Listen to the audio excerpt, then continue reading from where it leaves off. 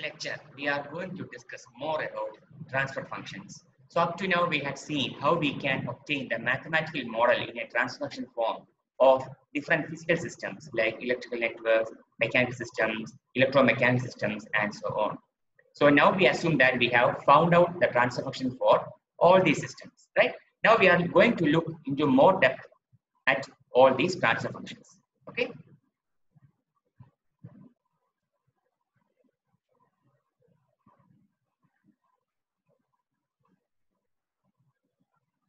So let us see some definitions first before we begin.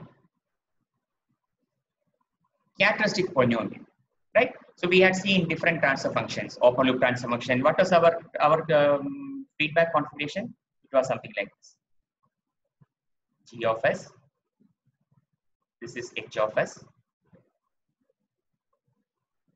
and so on, plus minus, okay? So what is the closed loop transfer function?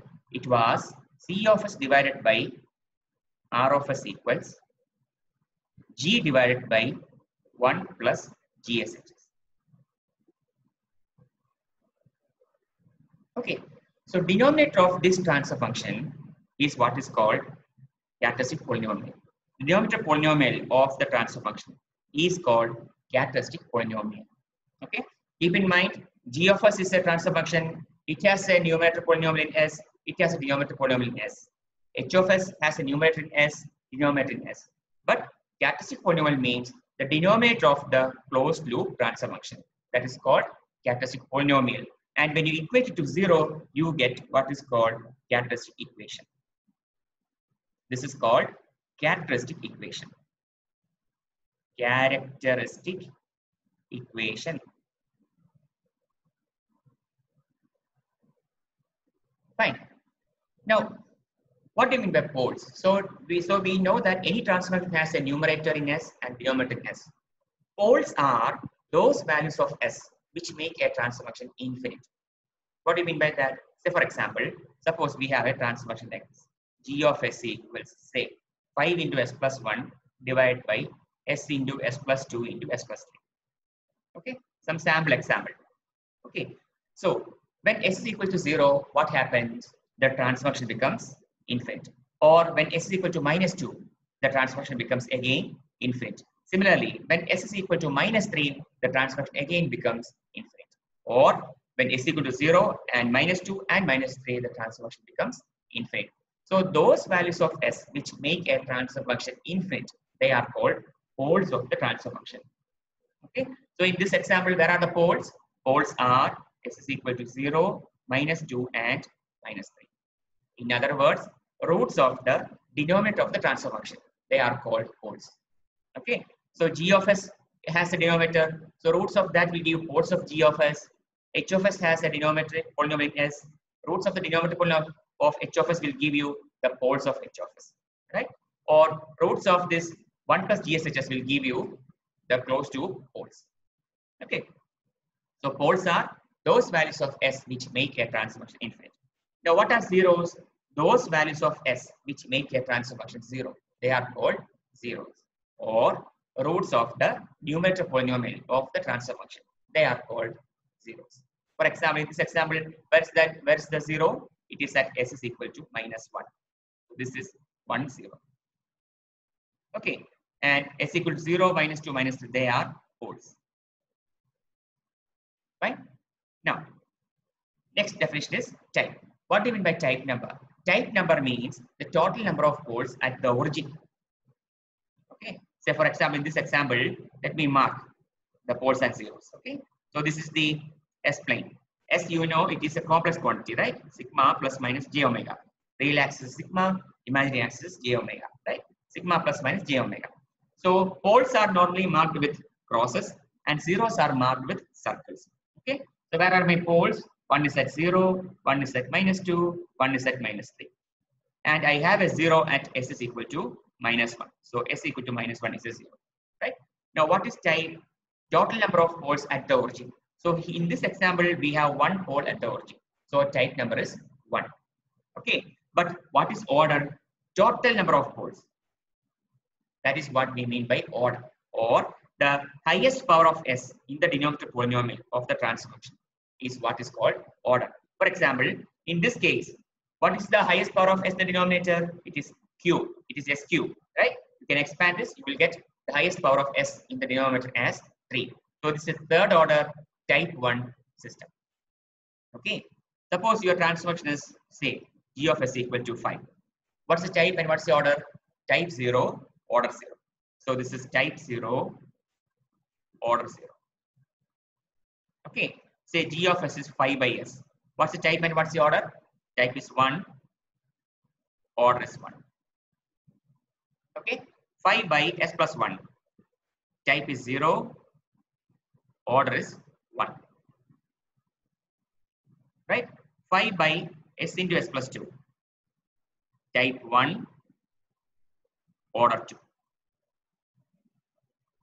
Okay. So this is the difference between type number and order number of a transfer function. Now, so I told you that transfer function has a numerator and it has a denominator. Okay, it's a numerator polynomial in S and there's a denominator polynomial in S. Right? Now, if the degree of numerator is greater than that of the denominator, then you call the transfer function as improper transfer function. Say, for example, say S plus 1. Okay, what's the degree of the numerator here? Degree of numerator is 1. What's the degree of the denominator? What's the denominator here? It is 1, right? So the degree of the denominator is 0. So here, numerator degree is greater than the denominator degree, which means transfer function is improper. And practically, such transfer functions are very difficult to realize physically. Okay, all physical systems should be proper transfer functions. Okay, improper transfer functions are difficult to realize, and there are some issues also associated with them. Okay, we will see them in due course of time. Now, if the degree of numerator is less than or equal to that of the denominator, then we get what is called a proper transfer function. Say, for example, g of s equals, say, 5 divided by s plus 1 into s plus 2. Okay, such transfer functions are called proper transfer functions where the degree of the numerator is less than or equal to, okay, it can be even equal to, than that of the degree of the denominator. Suppose the degree of denominator is strictly less than degree of denominator in this case. Okay, in this case, degree of numerator is less than degree of the denominator. In this case, we call the transfer function as a strictly proper transfer function. Okay, strictly proper transfer function. And suppose denominator degree is equal to a numerator degree, then what happens? We say that the system is biproper. Okay, so it means that, say, for example, g of s is equal to, say, s plus 1 by s plus 2. Okay, when you take the inverse, g inverse, it's when you take the inverse of this g of s, the degree of denominator will be same as that of the numerator. That is why it is called a biproper transfer function. Okay, so if degree of numerator is equal to degree of denominator, we get biproper transfer function. If degree of numerator is less than degree of denominator, it is called strictly proper transfer function. If denominator degree is less than or equal to that of numerator, it is called a proper transfer function.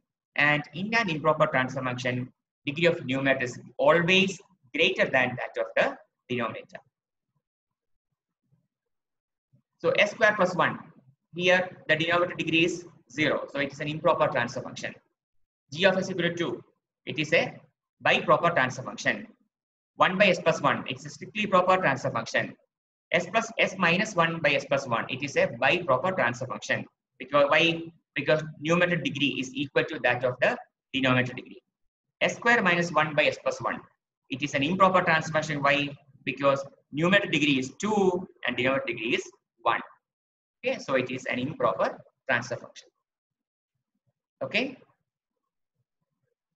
Let us try some example. Find the transfer function represented by dc of t by dt plus 2ct equal to r of t.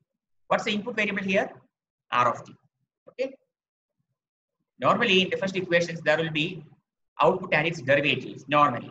Okay, so c of t is the output variable. Okay, so c of t is the output variable and r of t is the input variable. So we are asked to find the transfer function and hence the unit step response. So how will you find the transfer function? Take the Laplace transform on both sides, assuming zero initial conditions. Okay, assuming zero initial conditions. Assuming zero initial conditions.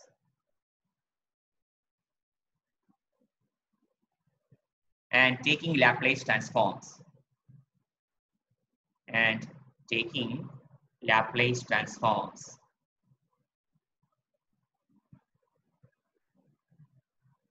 Okay, what will you get? So taking Laplace transform, L of dc of t by dt will become what? S into C of s plus 2 into C of s equal to what? R of s. So what is output ratio of output to input?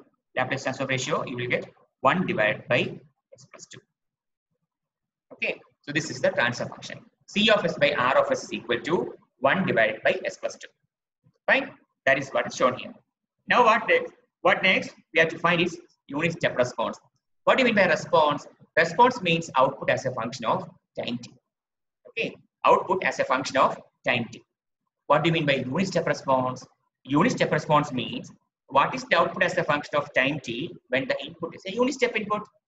Okay, because we are dealing with time domain and s domain. Okay, C of s is the Laplace transform of the response. Okay, in s domain. Whereas C of t is the response actually, right, in time domain, right? So when you take the Laplace transform of C of t, you get C of s.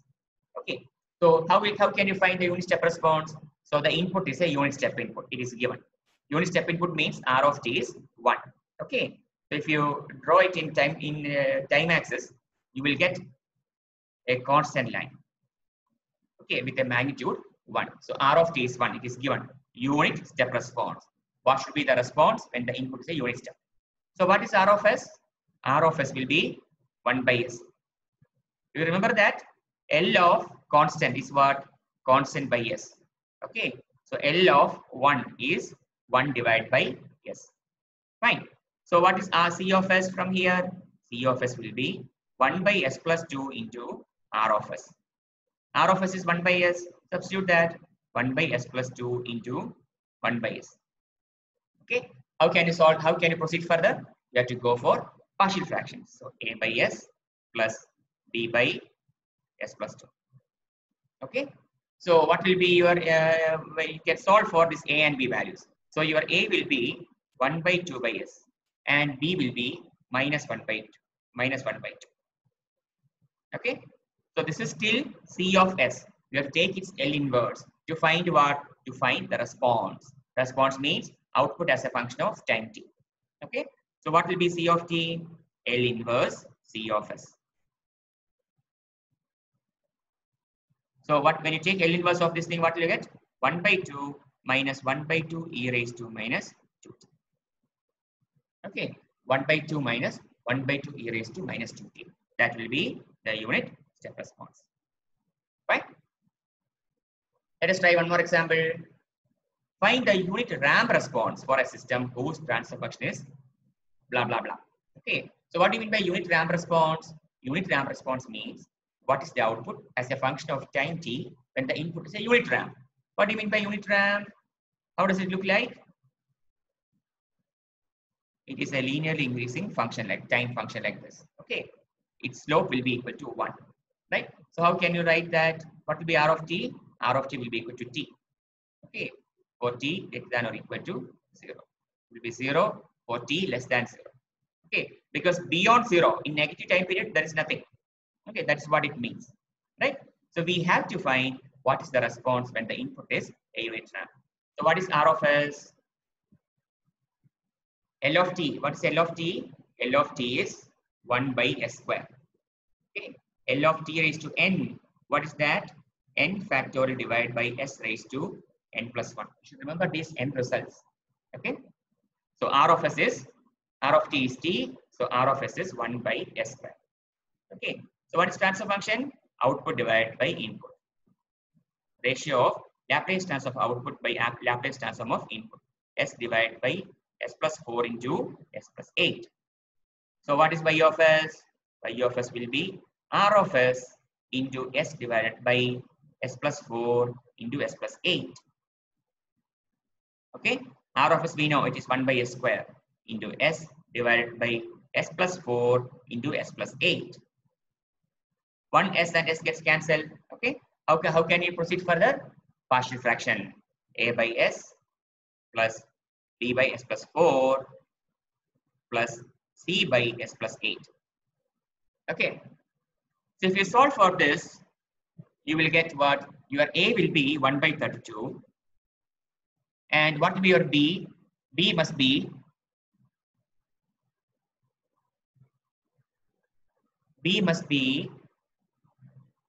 minus 1 by 16, right? Minus 1 by 16 divided by s plus 4, and c should be 1 by 32, s plus 8. Okay, what is this? This is y of s. So what is the response? Y of t? Y of t will be 1 by 32 minus 1 by 16 e raised to minus 40 plus 1 by 32 e raised to minus 8. Okay, that is what is shown here. Okay, this will be the unit ramp response. Is that clear? Okay, so let's go to the next problem. Given the transfer function y of s by r of s equals 1 by s square plus 3s plus 2, we have to find the response due to r of t equal to 5 and r of t equal to 5t. Okay, so we are given y of s by r of s equals 1 divided by s square plus 3s plus 2. So this can be written as 1 divided by s plus 1 into s plus 2, correct? 1 divided by s plus 1 into s plus 2. Okay, so case 1, when r of t equal to 5. What is r of s? R of s will be 5 by s. Okay, so what will be the output? Output will be r of s into 1 divided by s plus 1 into s plus 2, or r of s is 5 by s, 5 divided by s into s plus 1 into s plus 2. What next? Partial fraction. Okay, a by s plus b by s plus 1 plus c divided by s plus 2. So you know how to find a, b, and c, right? So I assume that you will find out what a, b, and c are. So what will be y of t? L inverse y of s. L inverse a by s is a, plus L inverse b by s plus 1 is what? B e raised to minus t, plus L inverse c by s plus 2 is c e raised to minus 2t. Okay, so find what your a, b, c values are. Just substitute it here. That will be your step response, and that must be something like this. Agreed? Now, next case, r of t equal to 5t. So what will be r of s? 5 by s square. Okay, so y of s will be what? 5 by s square, r of s into what? 1 divided by s plus 1 into s plus 2. Okay, how can we solve this? A by s plus b by s square plus c by s plus 1 plus d divided by s plus 2. Okay, again you can find what your a b c d values are. So what will be your y of t? L inverse y of s. That means a plus L inverse b by s square. What is that? B into t, because we know L of t is 1 by s square. Okay, so L inverse 1 by s square will be what? T. Okay, so a plus bt plus c e raised to minus t plus d e raised to minus 2t. Okay, so if you find a, b, c, d, you will get the constants like this. This will be the transfer function response to a ramp input of 5t. What is 5 here in the ramp input? That's the slope. Okay, that is the slope of the ramp input signal. Clear? Next problem. A laser printer uses a laser beam to print copy rapidly for a computer. The laser is positioned by a control input r of t so that y of s equals 4 into s plus 50 divided by s square plus 30 s plus 200 into r of s. The input r of s represents the desired position of the laser beam. A. If r of t is a unit step input, find the output y of t. B. What is the final value of y of t? Okay, so we are given the transfer function. What is that? Y of s is equal to 4 into s plus 50 divided by s. So this can be splitted, right? What will be this? So minus b plus minus root of b square minus 4ac divided by 2, correct? B square minus 4ac by 2. So this means minus 30 plus minus 10 by 2. So you get minus 10 and minus 20. Fine. So this can be written as s plus 10 into s plus 20, right? Into r of s. This is the output y of s that is given to us. Now, when the input is unit step, so if r of t is unit step means what? R of s should be 1 by s. Okay. So what will be y of s? 4 into s plus 50 divided by s into s plus 10 into s plus 20. Okay. What next? Partial fraction. A by s plus b by s plus 10 plus c divided by s plus 20. So what will be y of t? A plus b e raised to minus 10t plus c e raised to minus 20t. Okay. If you find your ABC, your A will be equal to 1. Other coefficients will be 0.6 and minus 1.6. Okay. So this is the unit step response, y of t. What's the next part? What is the final value of y of t? What do you mean by that? That means limit t tends to infinity y of t. What is that? So you apply limit t tends to infinity 1 plus 0.6 e raised to minus 20t minus 1.6 e raised to minus 10t. Okay. So what do you get? As here t tends to infinity, e raised to minus infinity becomes 0. Here also that goes to 0. So you will get final value as 1. Or you can apply what is called final value theorem.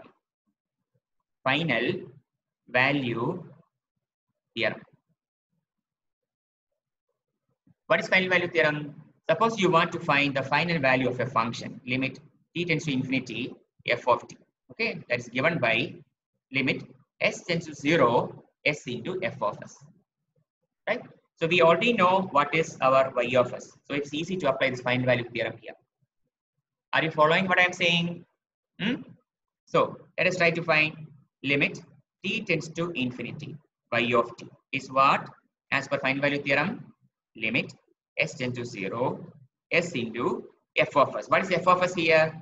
4 into s plus 50 divided by s square plus 30s plus 200 into r of s. What is r of s? R of s is 1 by s.